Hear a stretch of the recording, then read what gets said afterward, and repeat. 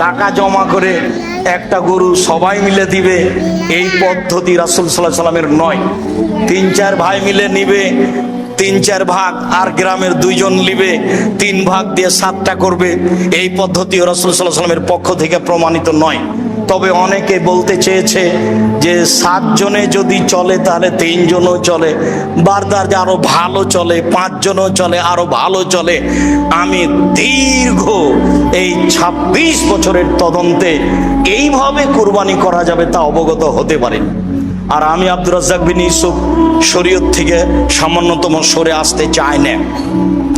আবারও বলছি, ভাগে জন হিসাবে 7 জনই চলে, ভাগে পরিবার হিসাবে চলে না। শরীয়তকে মেনে এত বড় দামি ইবাদত করার চেষ্টা করেন, বা নেকি বেশি হবে। টাকা বেশি আছে, রাজস্থান থেকে উট কিনে নিয়ে এসে কুরবানি করেন। টাকা কম আছে, ষাঁড় কুরবানি কিনে কুরবানি দেন। টাকা কম আছে, খাসি কিনে কুরবানি দেন। টাকা কম আছে, ছাগি কিনে কুরবানি